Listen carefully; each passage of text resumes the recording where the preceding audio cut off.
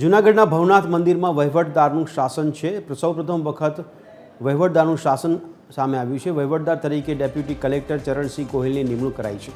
પ્રાંત અધિકારીએ આજે સત્તાવાર રીતે ચાર્જ સંભાળ્યો છે.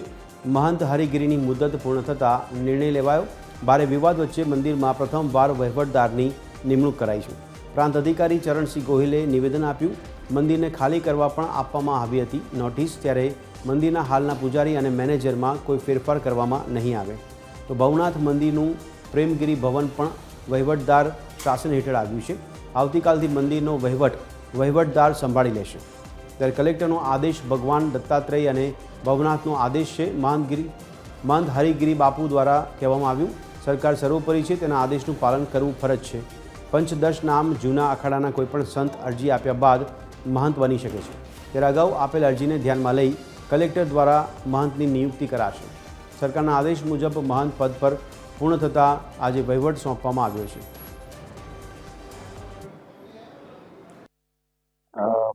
વહીવટ અમે સંભાળીએ છીએ. હાલ તો શ્રાવણ મહિનો ચાલી રહેલો છે, એટલે જે મંદિરમાં જે પૂજારીઓ છે એ મેનેજર આ બધા જે પોસ્ટ છે એ અમે રેગ્યુલર રાખીએ છીએ, જેથી કરીને હમણાં કોઈ પ્રકારનું શ્રાવણ મહિનામાં જે પૂજા દર્શન છે એને કોઈ અવરોધ ના થાય.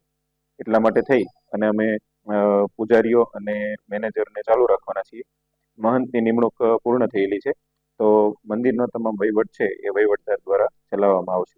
कलेक्टर साहब के आदेश का हम विरोध नहीं कर सकते, पहली बात, क्योंकि हम लोग ये मानते हैं कलेक्टर साहब का आदेश जो भी होता है उसको पालन करते हैं हृदय से.